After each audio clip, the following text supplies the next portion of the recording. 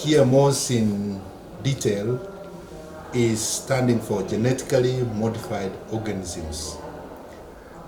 We know each one of us is an organism. A plant or an animal is an organism with its own genes well constituted, what we normally call the genome. But in respect to this particular genetically modified organisms, this is a new science which has cropped up where organisms are studied in terms of their arrangement of genes, and thereafter particular genes may be removed to suit our requirement. For example, we know this issue which is cropping around about corn or maize. As farmers, we want to see high productivity, more harvest. But if we look at our traditional maize or the original maize as we know it, it may not be competing very well in terms of the pests and the herbs which are affecting it, which we call weeds. And at times you may find that this maize, in terms of its quantity, it may not give us as we do require because of the high rise of population. Because of this, now science has come in and has identified a particular gene from another organism, be it a plant or an animal. But in this case, it's a plant which has been sought, and a particular gene which raises what we call quantity. It has been brought into this genome of maize. That of maize has been removed, and that gene which is increasing quantity in maize has been introduced. And that's now why we say modified. We are modified, we have deleted that particular gene, or we have cut it off, and now we introduce a new gene which is going to increase yield, and hence the genetically modified maize. Number two, why we are also modifying this maize, we know this maize is competing with other weeds. And these weeds, it's competing for nutrients, it's competing for it with water, and therefore in any competition environment, whatever which will subdue the other will move on. And mostly we know maize is easily subdued because it's weak in respect to other weeds.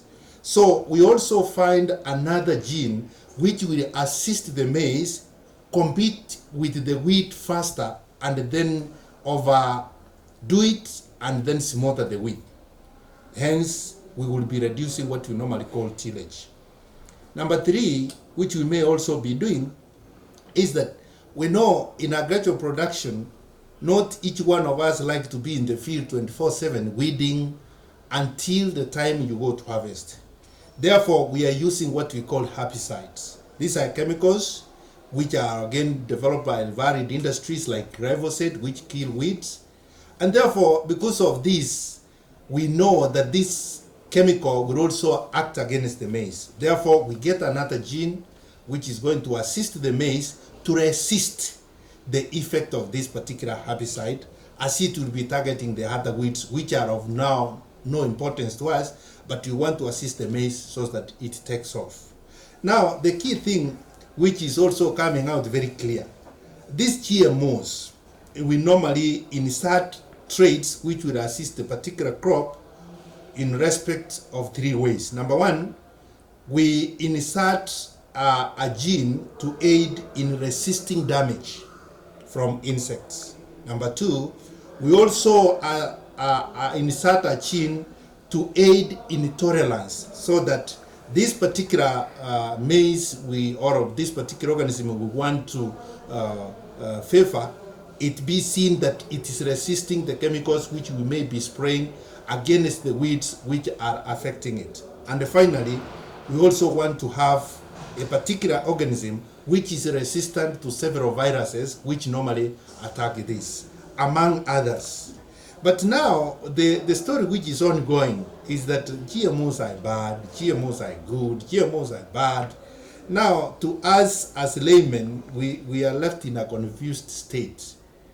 It is at this level we want to demystify that so that we be very clear when we are talking about GMOs. There are several advantages. Number one, GMOs are all the time cheaper And we know how the economy is pushing us.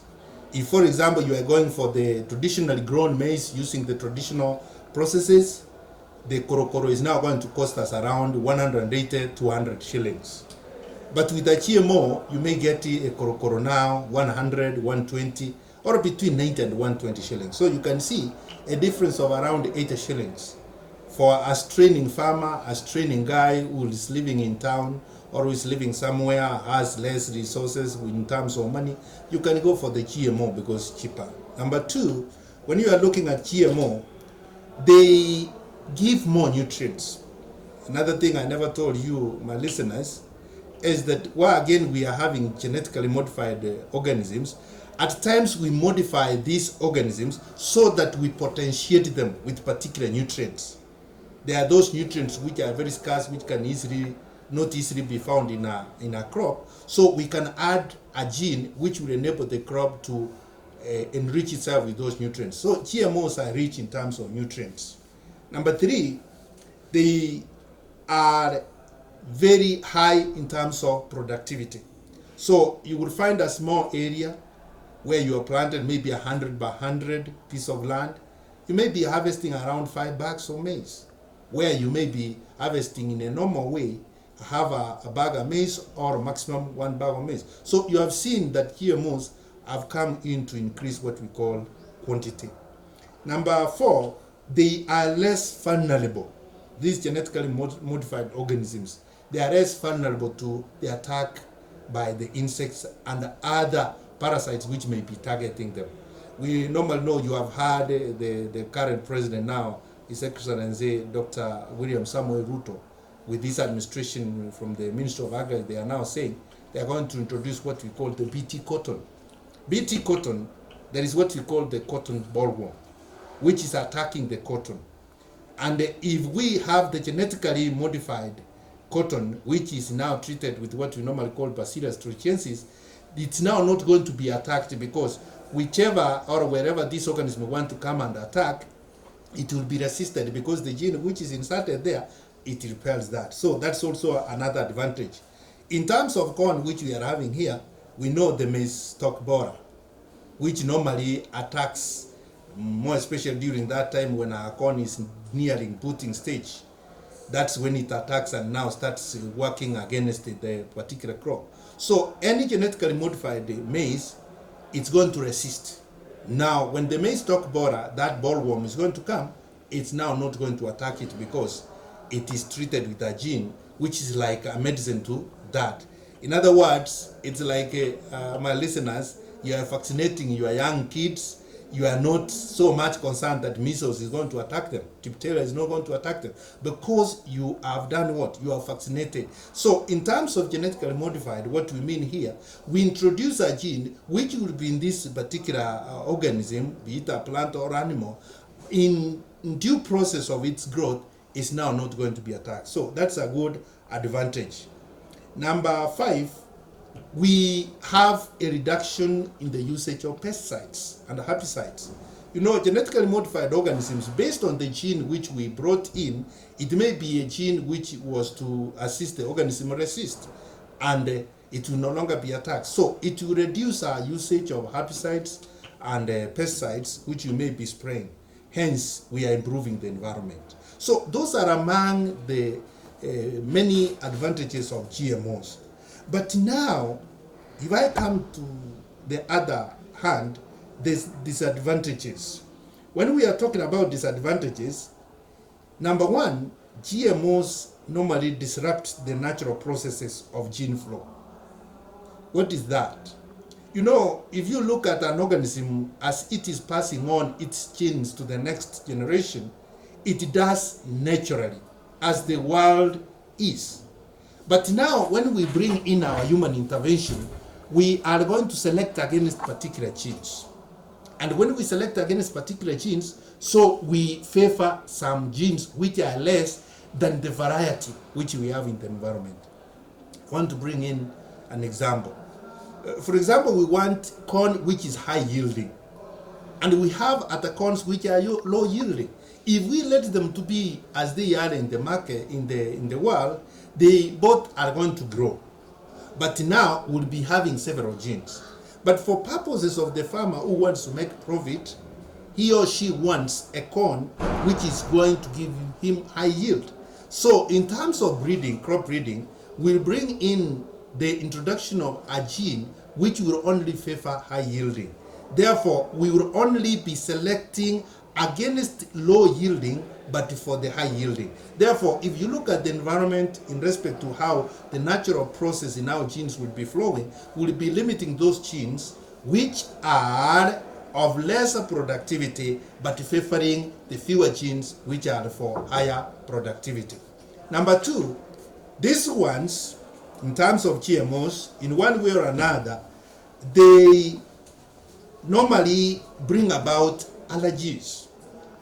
Those of us who are consuming, remember we are introducing a gene from another plant into our corn or into our consumable plant.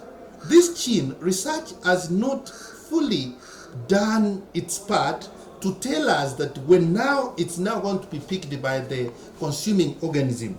For example, for us here is man and other animals who are consuming corn. What will be the ultimate effect of the newly introduced gene in corn to improve yield? But now they have not gone to a higher level where they'll be telling us over time how will this gene be affecting us, those who are consuming. If it's chicken which is consuming the particular food which we have brought, it will accumulate the effects in its system because it will be depending on the genetically modified organism. Later on, this chicken is going to be eaten by us men, what you normally call the food chain. So what has not come very clear is how this genetically modified organism, in terms of what it will be doing to us, progressively in the food chain, the effect it will be having. Number three, which you normally know, there is this talk, even yesterday you had on the TV and all over, even our members of parliament were talking of it. Even this morning, those of us who are good listeners of the radio and the TVs, they're talking about cancer. Indeed, it's a fact. Wherever we have new introductions into any organism, these are cells which have been introduced. And once they are introduced, now when they will be eaten by other organisms, we don't know how these cells are going to be responding to other cells of these now organisms which are consuming them. So in the current research, though not done to the deeper, but there are close associations that the high rise of cancer can be associated with this. Therefore, that's why you heard this morning, and I will repeat it very clearly, that wherever we don't know, we are uncertain of these genetically modified organisms, we need to be very cautious in accepting them. Until such a time, research informs us that indeed when you go through the food chain, these particular cells will not be triggering the metastatization or the overgrowth or overmultiplication of cells, which normally called cancer. So until such is clarified, then I won't stand to say that genetically modified organisms within this time are for better for us to be using. And we are also looking at environmental issues. You know, as you are aware, listeners, we are at a time where we are concerned about our living things within the environment and how important they are. So when we be talking about genetically modified organisms, yes, we'll be having them, equipping them with these resistant genes. But how about those pests which we are targeting them? Yes, we may be saying we are retarding them from attacking them. But these pests also, they are going to mutate. They are going to adjust their systems because they would like to be surviving. When they will be adjusting and mutating, they may be mutating and adjusting, and they become soon a new science of upcoming with a particular chemical which will be dealing with these super pests. Therefore, that's where, again, when you look at it from the other hand in terms of a disadvantage, these genetically modified, they are giving us a unidirectional thinking. Our concern is production which is high to feed ourselves. But we are not concerned how these other organisms which are depending on this, which we are trying to retard from attacking, how they will be again mutating and trying to adjust themselves. Now they may be coming up with a way which now later on is going to be very detrimental to us. Maybe you may be finding these pests which were attacking corn or maize. It will be go and change its system and start attacking other crops.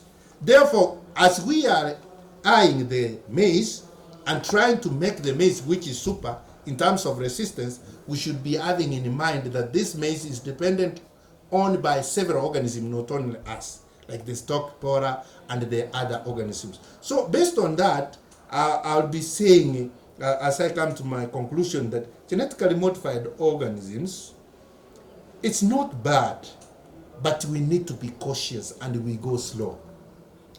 Yes, we know we are hungry.